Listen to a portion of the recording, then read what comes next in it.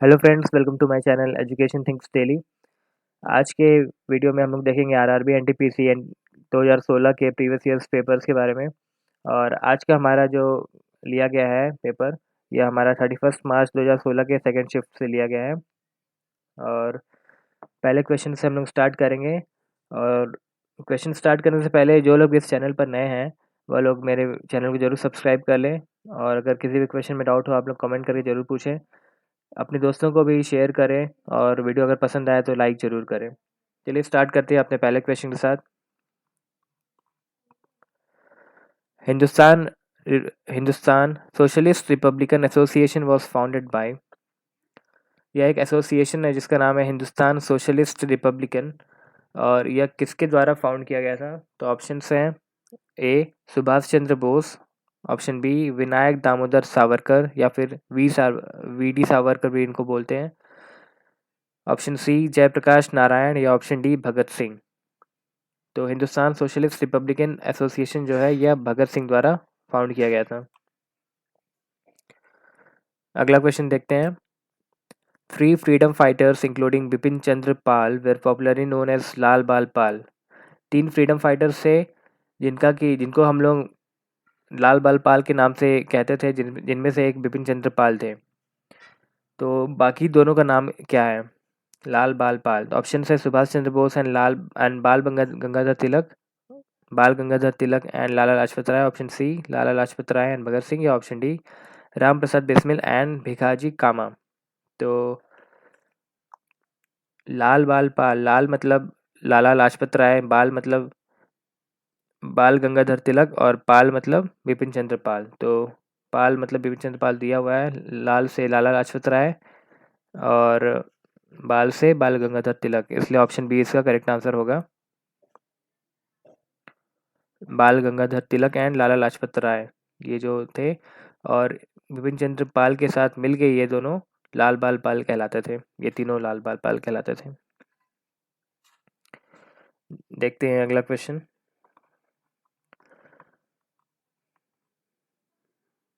The maximum number of columns in the new MS Excel worksheet is. जो हमारा worksheet होता है उसमें जो कॉलम्स के नंबर होते हैं, कितने ज़्यादा से ज़्यादा कितने कॉलम हम लोग रख सकते हैं?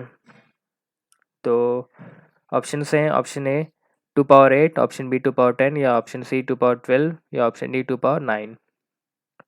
तो एक्चुअली जो पहले हमारा MS एक्सेल रहता था 2003 तक, MS ऑफिस जो 2003 तक था, उसमें हम लोग 2 पावर 8 तक ही हम लोग जो कॉलम्स, जो मैक्सिमम नंबर ऑफ कॉलम्स थे 2 पावर 8 तक थे।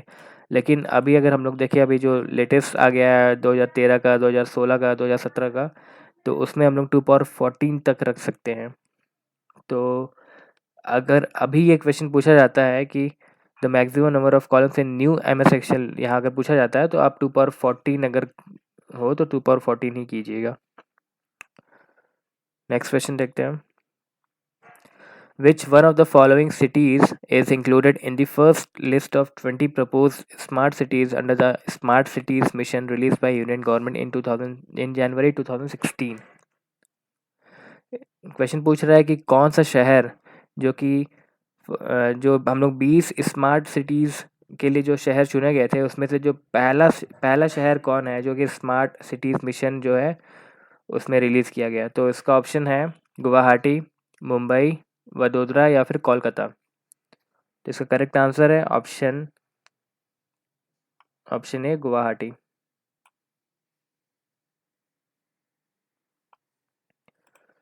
नेक्स्ट क्वेश्चन देखते हैं।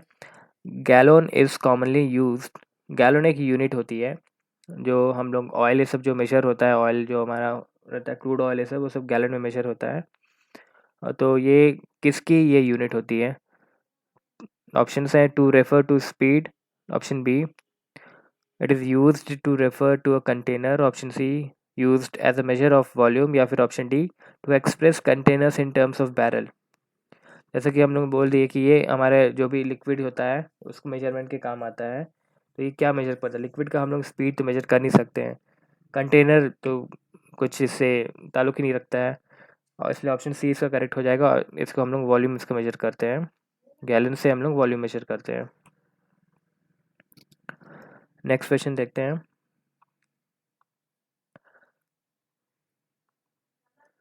Which one of the following countries does not have football as a national sport. ये 4 कंट्रीज़ के नाम दिए गए हैं, इसमें से बताना है कि किसका फुटबॉल नेशनल स्पोर्ट नहीं है। जो राष्ट्रीय खेल किस इस कंट्री के इसमें से फुटबॉल नहीं है। तो option A Ghana, option B Hungary, option B Argentina, option D Mauritius. तो करेक्ट आंसर इसका होगा ऑप्शन सी अर्जेंटाइना। अर्जेंटाइना जो है इसका जो फुटबॉल तो खेलता है ये, बहुत ही अच्छा, मतलब बहुत ही फुटबॉल में खेलने में बहुत ही मतलब अच्छे बहुत अच्छे सारे प्लेयर निकल चुके हैं इस कंट्री से, लेकिन इसका नेशनल गेम फुटबॉल नहीं है। इसका नेशनल गेम है पैटो। पैटो एक अलग टाइप का गेम होता है जो कि घोड़े पे बैठ के खेला जाता है, और यह एक तरह से हमें पोलो और बास्केटबॉल का मिक्सचर होता है, और बाकी सब कंट्रीज़ का जो नेशनल स्पोर्ट है वो फुटबॉल है। नेक्स्ट क्वेश्चन देखते हैं। Kurukshetra, the famous battlefield mentioned in Mahabharata was located near. Kurukshetra जगह जो है जहाँ की महाभारत की लड़ाई लड़ी गई थी, वह कहाँ पे है, कहाँ पे सिचुएटेड है। तो ऑप्शन हैं Rawalpindi, option B Meerut, option C New Delhi या ऑप्शन डी अम्बाला सिटी। तो इसका correct answer option D Ambala city. Kurukshetra की जो लड़ाई है वो अम्बाला सिटी में, अम्बाला सिटी के पास में कुरुक्षेत्र शहर जो है, कुरुक्षेत्र जगह जो है लोकेटेड है।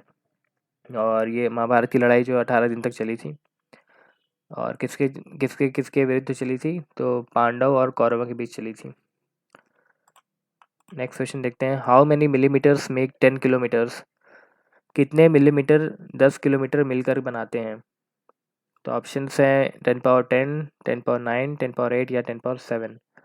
करेक्ट आंसर इसका 10 पावर 7। जैसे कि 1 सेंटीमीटर में 10 मिलीमीटर होते हैं और 1 मीटर में 100 सेंटीमीटर होते हैं, तो उसी हिसाब से अगर हम लोग कैलकुलेट करें, और 1 किलोमीटर में 1000 मीटर्स होते हैं, तो अगर हम लोग वैसे कैलकुलेट करेंगे तो ये हमारा 10 पावर 7 आएगा। 1 मिलीमीटर 10 किलोमीटर्स में 10 पावर 7 मिलीमीटर्स होते हैं। नेक्स्ट क्वेश्चन देखते हैं। The most active ingredient in bleaching powder is. जो ब्लीचिंग पाउडर होता है कैल्शियम ऑक्सीक्लोराइड भी बोलते हैं हम उसको, या कैल्शियम हाइपोक्लोराइड भी बोलते हैं, तो उसका उसमें एक्टिव इंग्रेडिएंट कौन सा होता है। ऑप्शन है iodine, calcium hypochloride, option C nitric acid या ऑप्शन डी अमोनियम सल्फेट। तो आयोडीन, नाइट्रिक एसिड और अमोनियम सल्फेट जो है यह ब्लीचिंग पाउडर में नहीं होते हैं। ब्लीचिंग पाउडर में होता है कैल्शियम हाइपोक्लोराइड। इसका फॉर्मूला होता है ब्लीचिंग पाउडर का CaOCl2। नेक्स्ट क्वेश्चन देखते हैं। Virat Kohli, cricketer Virat Kohli was honoured with Arjun award in the year. Virat Kohli जो बहुत ही फेमस क्रिकेटर हैं और भारत के कप्तान भी हैं क्रिकेट में, तो उन्हें अर्जुन अवार्ड कब दिया गया था। सन 2011, 2012, 2013 या फिर 2014 में। तो इसका करेक्ट आंसर है 2013। 2013 में इन्हें अर्जुन अवार्ड दिया गया था। देखते हैं अगला question. The instrument used to determine the rotation speed of a shaft is called. जो शाफ्ट रहता है उसका रोटेशन स्पीड हम लोग कौन से इंस्ट्रूमेंट से मेजर करते हैं। ऑप्शन है स्पीडोमीटर, टैकोमीटर, एनीमोमीटर या क्रोनोमीटर। तो स्पीडोमीटर से हम लोग स्पीड मेजर करते हैं। गाड़ी जो हम लोग देखेंगे, किसी भी गाड़ी में, ऑटोमोबाइल में इसका यूज़ होता है, किसी भी हमारे बाइक में ही देख लीजिए, बाइक हमारा स्पीडोमीटर रहता है, कार्स में रहता है। और एनीमोमीटर की बात करें तो एनीमोमीटर जो होता है यह विंड स्पीड मेजर करता है, विंड स्पीड और विंड का डायरेक्शन भी बताता है एनीमोमीटर। और क्रोनोमीटर जो होता है ये साइंटिफिक एक्सपेरिमेंट के लिए यूज़ किया जाता है, और एस्ट्रोनॉमिकल ऑब्जर्वेशन भी के लिए भी यूज़ किया जाता है। बचा हमारा टैकोमीटर। टैकोमीटर जो होता है हमारा रोटेशनल स्पीड मेजर करता है शाफ्ट का। नेक्स्ट क्वेश्चन देखते हैं। Slave dynasty was founded by, या फिर गुलाम वंश किसके द्वारा खोजा गया था। ऑप्शन थे कुतुबुद्दीन ऐबक, मोहम्मद गजनी, मोहम्मद गौरी या फिर रज़िया सुल्तान। करेक्ट आंसर इसका ऑप्शन है Qutbuddin Aibak. Slave dynasty was founded by Qutbuddin Aibak. Next question देखते हैं। Exobiology refers to. एक्सोबायोलॉजी से हम क्या समझते हैं। लाइफ इन आउटर स्पेस, अंतरिक्ष में, स्पेस के बाहर, या फिर अंतरिक्ष में जीवन, या फिर लाइफ ऑफ एनिमल्स, जानवरों की जो लाइफ होती है उसके बारे में, या फिर लाइफ ऑफ प्लांट्स, पौधे के बारे में, या फिर life of human beings on earth. तो इसका करेक्ट आंसर है option A, life in outer space, धरती के बाहर, स्पेस या फिर अंतरिक्ष में जो लाइफ है उसके स्टडी को बोलते हैं एक्सोबायोलॉजी। नेक्स्ट क्वेश्चन देखते हैं। Study of earth is known as, धरती के स्टडी को क्या बोलते हैं, पृथ्वी की स्टडी को? इकोलॉजी, बायोलॉजी, इथोलॉजी या फिर जियोलॉजी। तो ये बहुत ही सिंपल है, इसका करेक्ट आंसर है जियोलॉजी। नेक्स्ट क्वेश्चन देखते हैं।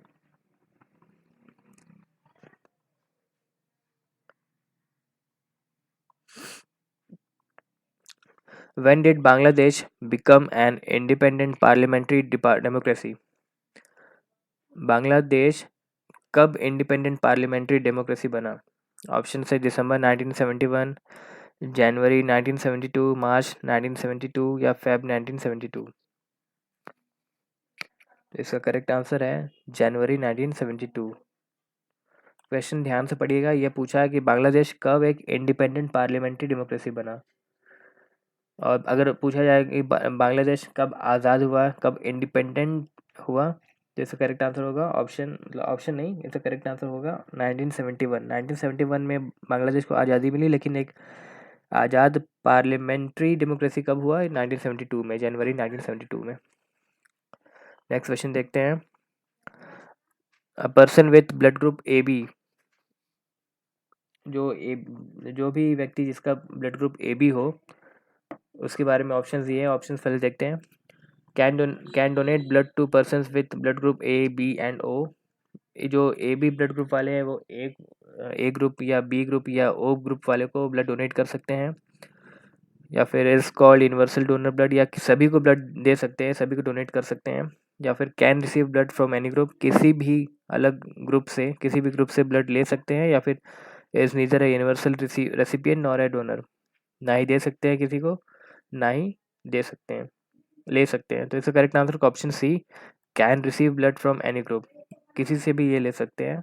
और जो ओ जिनका ब्लड ग्रुप ओ रहता है वह किसी को भी दे सकते हैं। Which one of the following does not belong to the group? Android, Bada, DOS या सिम्बियन।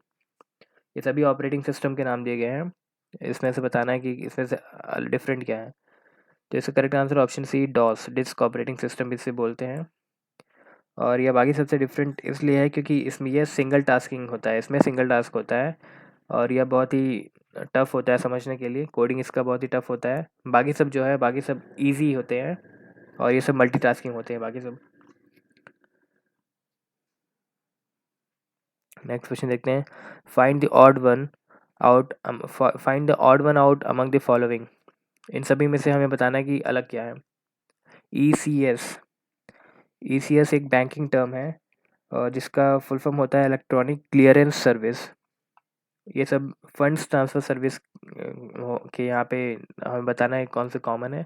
RTGS होता है एक फ़ंड ट्रांसफ़र सर्विस होता है, NEFT भी फ़ंड ट्रांसफ़र सर्विस होता है। और ऑप्शन डी जो है EMI, ये फ़ंड ट्रांसफ़र सर्विस नहीं होता है, बल्कि हम जो कोई भी लोन लेते हैं तो हमें उसे रिपेमेंट करने के लिए EMI पे हम देते हैं, या फिर इंस्टॉलमेंट जो होता है उसे। इसका फुल फॉर्म होता है estimated monthly installment. Next question देखते हैं। अंडर द इंडियन कॉन्स्टिट्यूशन, भारतीय संविधान में legislative powers are vested with the, legislative powers जो रहते हैं किनके साथ वेस्टेड रहते हैं? ऑप्शन हैं prime minister, option A president, option B prime minister, option C union council of ministers या फिर ऑप्शन डी पार्लियामेंट। तो इसका करेक्ट आंसर है option D parliament. Next question देखते हैं। When a person can see only nearby objects the condition is called. जब किसी भी व्यक्ति को सिर्फ पास की चीज़ें दिखती हैं तो उसे क्या कहते हैं, उसे कौन सी बीमारी हो गई होगी? तो ऑप्शंस हैं hypermetropia, option B astigmatism, option C myopia या ऑप्शन डी रेटिनोपैथी। इसका करेक्ट आंसर है ऑप्शन सी मायोपिया। मायोपिया में सिर्फ पास का दिखता है, दूर का नहीं दिखता है। और हाइपरमेट्रोपिया क्या होता है? हाइपरमेट्रोपिया में क्या होता है कि हाइपरमेट्रोपिया में हमें दूर का दिखता है बस, लेकिन पास का नहीं दिखता है। अपोजिट होता है, मायोपिया के अपोजिट हाइपरमेट्रोपिया होता है। और एस्टिग्मैटिज्म में क्या होता है कि धुंधला दिखता है, ब्लड विजन हो जाता है। और रेटिनोपैथी भी आँख की बीमारी है, सारे आँख की बीमारी है। और इसमें क्या रहता है रेटिनोपैथी में कि इसमें आदमी को धीरे धीरे पहले धुंधला दिखता है, फिर धीरे धीरे दिखाई देना बंद हो जाता है। नेक्स्ट क्वेश्चन देखते हैं। Cultivation is difficult on red soil because जो लाल मिट्टी होती है उसमें खेती करना क्यों मुश्किल होता है? ऑप्शन हैं it's water holding capacity is less, वो पानी कम सोख सकता है, पानी कम रिटेन कर सकता है अपने पास, मतलब पानी ज़्यादा नहीं रख पाता है, होल्ड नहीं कर पाता है। और option B it is highly contaminated. Option C biological exponents do not mix with it. या ऑप्शन डी ये लाल कलर का होता है इसलिए। इसका correct answer option A its water holding capacity is less. Next question देखते हैं। Sorry. The United Nations Development Program UNDP focuses on solutions to global development challenges, developing nations, या ऑप्शन सी अंडर nations, या option D developed nations. तो इसका correct answer है option A solutions to global development challenges, या solutions to global development challenges पर focus करता है। अब नेक्स्ट क्वेश्चन देखते हैं। क्वेश्चन दिया है कि अगर सन एक स्टार है तो मून क्या है? मून स्टार है या प्लैनेट है या कॉमेट है या सैटेलाइट है? तो हम सभी को पता है मून जो है एक सैटेलाइट है, नेचुरल सैटेलाइट है। जो मून है हमारे अर्थ का नेचुरल सैटेलाइट है। नेक्स्ट क्वेश्चन देखते हैं। 1 GB या 1 गीगाबाइट किसके बराबर होता है? 1000 बाइट्स के, या फिर 1000 स्क्वायर बाइट्स के, या फिर 1000 क्यूब बाइट्स के, या फिर 1000 पावर 4 बाइट्स के? तो इसका करेक्ट आंसर है 1000 क्यूब बाइट्स या 1000 पावर 3 बाइट्स। जीबी में पहले जीबी में 1000 MB होते हैं, फिर MB में 1000 KB होते हैं, फिर KB में 1000 बाइट्स होते हैं। नेक्स्ट क्वेश्चन देखते हैं। The annual award of Gandhi peace prize is given to. जो annual Gandhi ji peace prize है वो किससे दिया जाता है? इंडिविजुअल्स को, या फिर इंस्टीट्यूशंस को, या फिर इंडिविजुअल्स एंड इंस्टीट्यूशंस को, या फिर ग्रुप ऑफ इंस्टीट्यूशंस को? तो इसका correct answer option C individuals and institutions, या दोनों को दिया जाता है। नेक्स्ट क्वेश्चन देखते हैं। द कंसेप्ट ऑफ त्रिरत्ना, तीन रत्न का जो कंसेप्ट है किस रिलीजन से बिलोंग करता है? ऑप्शन से Sikhism, option B Jainism, option C Buddhism, या ऑप्शन डी ज़ोरोएस्ट्रियनिज्म। जो पारसी लोग होते हैं वो ज़ोरोएस्ट्रियनिज्म फॉलो करते हैं, या ज़ोरास्ट्रियन भी उनको बोलते हैं। बुद्धिज्म या जैनिज्म या सिखिज्म। तो इसका करेक्ट आंसर ऑप्शन बी और सी दोनों होगा।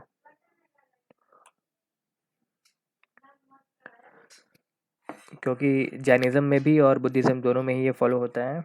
और बुद्धिज्म की बात करें तो बुद्धिज्म में जो 3 रत्न होते हैं कौन कौन से होते हैं? एक तो द बुद्धा, द धर्मा और द संघ। ये 3 जो होते हैं, तीन रत्न होते हैं बुद्धिज्म में। और जैनिज्म की बात करें तो उसमें राइट फेथ, राइट नॉलेज और राइट कंडक्ट जो होते हैं वो सब 3 रत्न में आते हैं। नेक्स्ट क्वेश्चन देखते हैं। What is meant by space tourism? Space tourism से क्या समझते हैं आप? ऑप्शन है साइंटिफिक स्पेस एक्सप्लोरेशन, या फिर space travel for leisure, touring the world only by flight, या reaching out to Mars?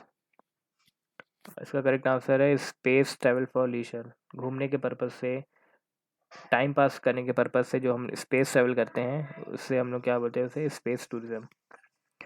Next question. Which country among the following is the smallest in terms of area? Area के terms में अगर देखें तो सबसे छोटा कंट्री कौन सा है? ब्राज़ील हो गया, इंडिया, या कनाडा, या फिर रशिया? एक्चुअली सारे कंट्री, चारों कंट्री का एरिया बहुत बड़ा है, और ये सब टॉप 10 लार्जेस्ट कंट्रीज़ में चारों हैं, लेकिन इनमें से सबसे छोटा कौन है, यह क्वेश्चन पूछा है। तो सबसे बड़ा तो रशिया है, कनाडा भी बड़ा है, ब्राज़ील भी बड़ा है, लेकिन इंडिया बाकी तीनों से छोटा है। जो करेक्ट आंसर होगा India.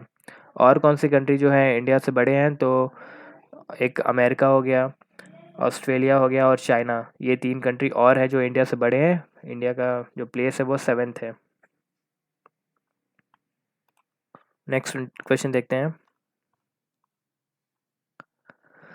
Why does a piece of cloth which appears green in sunlight appear black when it is viewed under red light?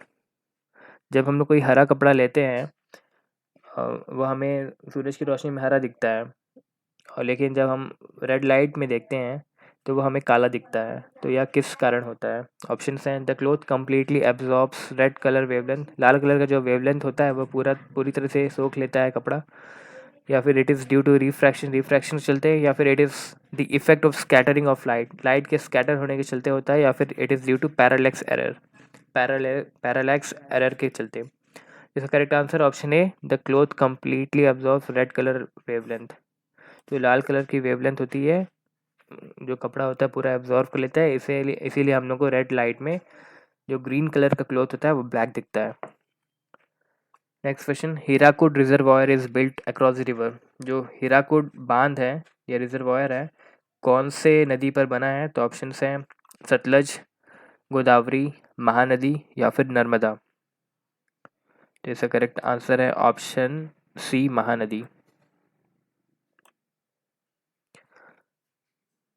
और ये लार्जेस्ट डैम है, लॉन्गेस्ट डैम है, सॉरी, लॉन्गेस्ट डैम एक समय हुआ करता था। नेक्स्ट क्वेश्चन देखते हैं। Which of the following authorities elected on the basis of proportional representation in India? Proportional representation के बेसिस पे कौन सा इसमें से पोस्ट होता है जो इलेक्ट होता है? ऑप्शन से prime minister, option B president, option C governor, या ऑप्शन डी लोकसभा स्पीकर। इसका correct answer option B, president. Next question देखते हैं। How many players on each side are required for a game of volleyball? Volleyball खेलने के लिए कितने players की ज़रूरत होती है? तो इसका करेक्ट आंसर ऑप्शन ए, 6 प्लेयर्स, 6 प्लेयर होते हैं जो वॉलीबॉल खेलते हैं प्रत्येक साइड में, मतलब अपोजिट साइड एक टीम में 6 प्लेयर होते हैं। अगला क्वेश्चन देखते हैं। AC is converted into DC by, AC को डीसी में कन्वर्ट करने के लिए इसमें से हम किस चीज़ का उपयोग करेंगे? Option A condenser, option B rectifier, option C amplifier, या ऑप्शन डी फिल्टर। तो इसका correct answer option B, rectifier. Rectifier एक ऐसा डिवाइस है जो कि एसी को डीसी में कन्वर्ट करता है। नेक्स्ट क्वेश्चन देखते हैं। Which one among the following does not belong to the group? इसमें से ऑड क्या है हमें बताना है कुल मिला के। Option A maestro, option B visa, option C master, या ऑप्शन मास्टर कार्ड भी कह सकते हैं, या ऑप्शन डी क्रेडिट कार्ड। तो इसका करेक्ट आंसर है option D, credit card.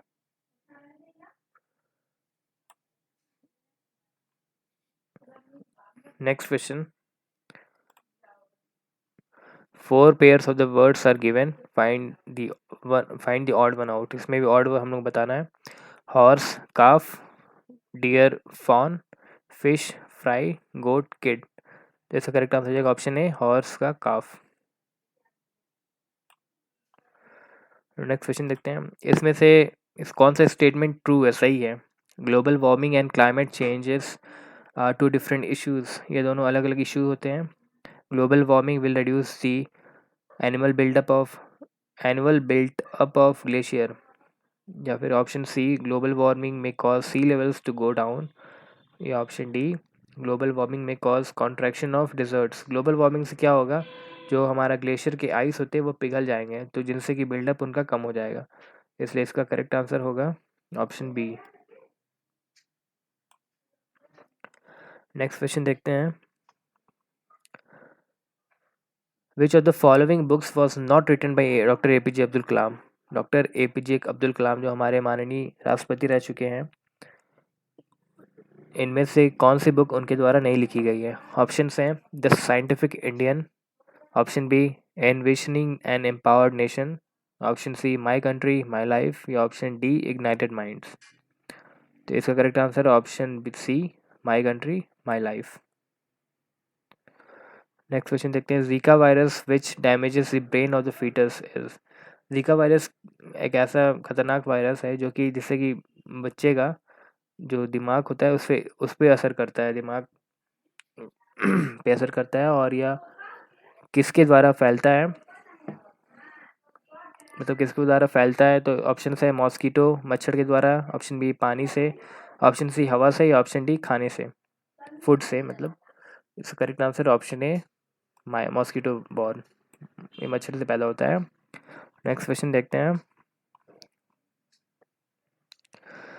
The name of the space shuttle which carried the Indian born Kalpana Chawla into space was. यह वो उसी स्पेस की बात कर रहा है, स्पेस शटल की बात कर रहा है जो कि क्रैश हो गया था जब कल्पना चावला लैंड कर रही थी। तो ऑप्शन से option A Columbia, option B Challenger, option C Atlantis, या ऑप्शन सी एंटीवर। तो इसका correct answer option A Columbia, ये क्रैश हो गया था लैंड होते समय। Next question, find the similarity in the following, carbon, silicon, boron, arsenic. ये चार जो है एलिमेंट्स के सब नाम है, इसमें से सिमिलर कौन, हमें क्या बताना है कौन से क्या है इसमें से। ऑप्शन देखते पहले, all of them are gases, सभी गैस है। नहीं, ये तो सब कार्बन, सिलिकॉन, बोरोन, आर्सेनिक सब सॉलिड होते हैं। All of them are non metals, ये भी गलत है। सारे नॉन मेटल, सॉरी ये सही हो सकता है option C, all of them are metals. तो मेटल्स ये सब नहीं, क्योंकि कार्बन नॉन मेटल है, ये भी नॉन मेटल है, ये भी नॉन मेटल है, और आर्सेनिक भी नॉन मेटल है।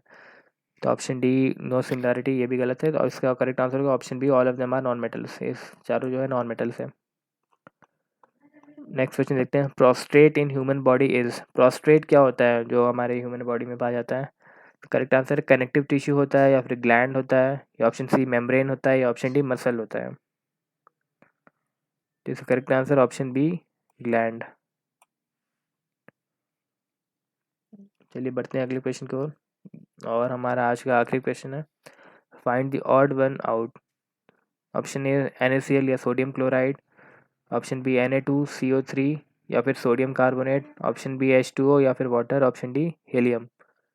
तो ये जो पहले जो तीन हैं ये चारों कंपाउंड हैं, और ये जो है हमारा ऑप्शन डी हीलियम, ये एक एलिमेंट है या फिर नॉन मेटल कह सकते हैं, गैस है ये, इसलिए ये हमारा करेक्ट आंसर होगा ऑप्शन डी। इसी के साथ आज का वीडियो हम ख़त्म करते हैं। उम्मीद करता हूँ आप लोगों को लेक्चर पसंद आया होगा, और बने रहे मेरे चैनल पे, और भी नए नए वीडियोस डालते रहूँगा मैं अलग अलग टॉपिक पे। Thank you friends.